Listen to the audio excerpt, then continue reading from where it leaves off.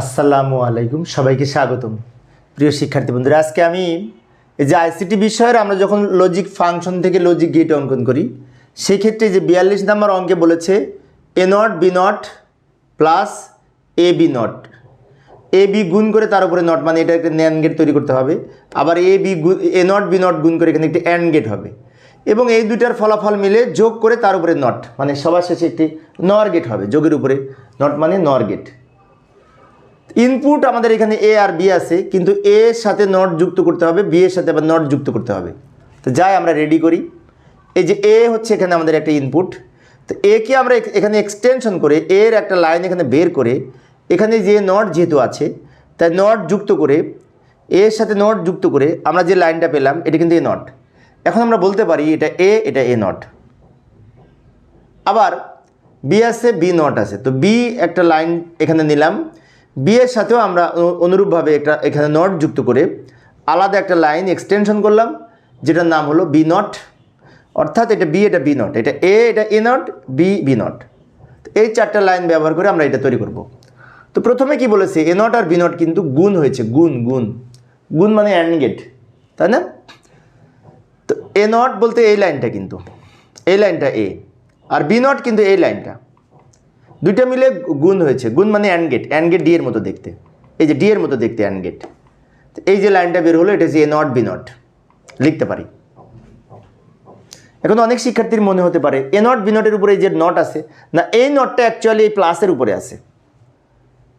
Finally সবার শেষে এই নটটা দিব, সবার শেষে যেহেতু যোগের কাজ করব, তা যোগের উপরে এই টোটাল নটটা দিতে হবে, যেটি দিয়ে নর গেট হবে।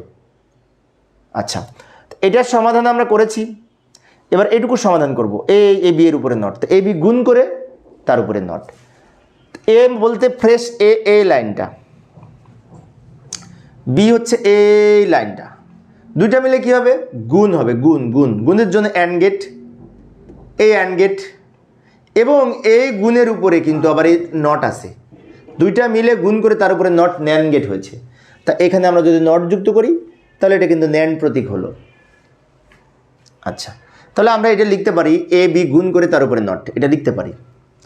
অর্থাৎ এইটুকুর ফলাফল পেলাম এইটা, এইটুকুর ফলাফল পেলাম নিচেরটা, দুইটা মিলে আবার যোগ হবে, যোগের উপরে নট।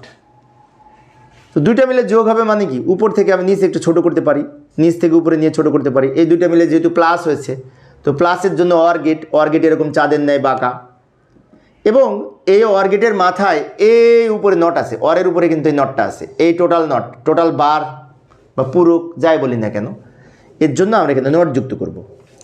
তো এই যে ফাইনালি যে আউটপুটটা পেলাম এটা হচ্ছে এইটার আউটপুট, এইটা। অর্থাৎ এইটার ফলাফল এটা, এইটুকুর ফলাফল এটা, দুইটা মিলে প্লাস হয়েছে, প্লাসের জন্য অর গেট, প্লাসের উপরে আবার নট আছে সেই জন্যই নট যুক্ত করেছি।